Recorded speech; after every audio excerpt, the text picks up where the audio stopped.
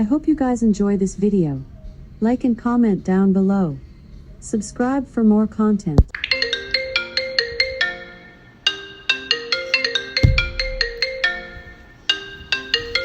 I wonder who's calling me. Oh, Cassie is calling me.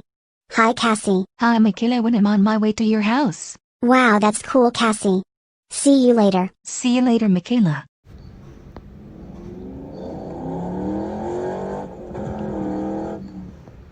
Makayla, I'm here. Hey, Cassie? Yes? Do you know where my parents are? I'm just wondering. Yes, Makayla, your parents are at the movies tonight. And they have asked me to look after you tonight. And they won't be back until 11 p.m. So that's why I am here to look after you until they come back, okay? Anyways, I'm going to be making hamburgers for dinner, okay? Hamburgers, I love hamburgers, yay. Teehee. I just knew you were going to say that. Besides, your mom and dad told me on my way here that you love hamburgers.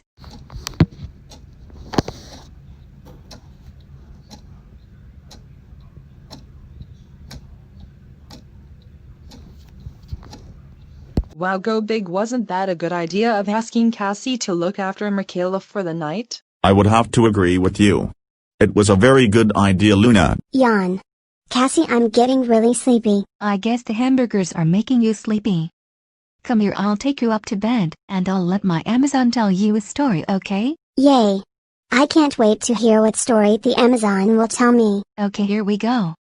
Amazon, tell us a bedtime story. Velveteen Rabbit, or How Toys Become Real, by Marjorie Williams. There was once a Velveteen Rabbit, and in the beginning he was really splendid. He was fat and bunchy, as a rabbit should be. His coat was spotted brown and white, he had real thread whiskers, and his ears were lined with pink sateen. On Christmas morning, when he sat wedged in the top of the boy's stocking, with a sprig of holly between his paws, the effect was charming. There were other things in the stocking, nuts and oranges and a toy engine and chocolate almonds and a clockwork mouse, but the rabbit was quite the best of all. For at least 2 hours the boy loved him, and then aunts and uncles came to dinner, and there was a great rustling of tissue paper and unwrapping of parcels, and in the excitement of looking at all the new presents, the Velveteen Rabbit was forgotten. For a long time he lived in the toy cupboard or on the nursery floor, and no one thought very much about him. He was naturally shy, and being only made of velveteen, some of the more expensive toys quite snubbed him. The mechanical toys were very superior and looked down upon everyone else. They were full of modern ideas and pretended they were real. The model boat, who had lived through 2 seasons and lost most of his paint, caught the tone from them and never missed an opportunity of referring to his rigging in technical terms. The rabbit could not claim to be a model of anything, for he didn't know that real rabbits existed. He thought they were all stuffed with sawdust like himself, and he understood that sawdust was quite out of date and should never be mentioned in modern circles. Even Timothy, the jointed wooden lion, who was made by the disabled soldiers and should have had broader views, put on airs and pretended he was connected with government. Between them all, the poor little rabbit was made to feel himself very insignificant and commonplace, and the only person who was kind to him at all was the Skin Horse. The Skin Horse had lived longer in the nursery than any of the others. He was so old that his brown coat was bald in patches and showed the seams underneath, and most of the hairs in his tail had been pulled out to string bead necklaces, He was wise, for he had seen a long succession of mechanical toys arrive to boast and swagger, and by break their mainsprings and pass away. And he knew that they were only toys, and would never turn into anything else. For nursery magic is very strange and wonderful, and only those playthings that are old and wise and experienced, like the skin horse, understand all about it. "What is real?" asked the rabbit one day, when they were lying side by side by the nursery fender, before Nana came to tidy the room. "Does it mean having things that buzz inside you and a stick-out handle?" "Real isn't how you are made," said the skin horse. "It's a thing that happens to you. When a child loves you for a long, long time, not just to play with, but really loves you, then you become real." "Does it hurt?" asked the rabbit. "Sometimes," said the skin horse, for he was always truthful. "When you are real, you don't mind being hurt." "Does it happen all at once, like being wound up?" he asked, "or bit by bit?" "It doesn't happen all at once," said the skin horse. "You become. It takes a long time. That's why it doesn't happen often to people who break easily, or have sharp edges, or who have to be carefully kept. Generally, by the time you are real, most of your hair has been loved off, and your eyes drop out, and you get loose in the joints and very shabby.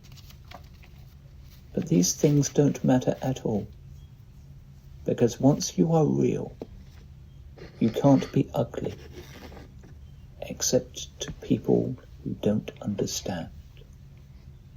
"I suppose you are real," said the rabbit, and then he wished he had not said it, for he thought the skin horse might be sensitive. But the skin horse only smiled. "The boy's uncle made me real," he said. "That was a great many years ago. But once you are real, you can't become unreal again. It lasts for always." The rabbit sighed. He thought it would be a long time before this magic called real happened to him. He longed to become real, to know what it felt like. And yet the idea of growing shabby and losing his eyes and whiskers was rather sad. He wished that he could become it without these uncomfortable things happening to him. There was a person called Nana who ruled the nursery. Sometimes she took no notice of the playthings lying about, and sometimes, for no reason whatever, she went swooping about like a great wind and hustled them away in cupboards. She called this tidying up, and the playthings all hated it, especially the tin ones. The rabbit didn't mind it so much, for wherever he was thrown, he came down soft. One evening, when the boy was going to bed, he couldn't find the china dog that always slept with him. Nana was in a hurry, and it was too much trouble to hunt for china dogs at bedtime. So she simply looked about her, and seeing that the toy cupboard door stood open, she made a swoop. "Here," she said, "take your old bunny. He'll do to sleep with you." And she dragged the rabbit out by one ear and put him into the boy's arms. That night, and for many nights after, the Velveteen Rabbit slept in the boy's bed.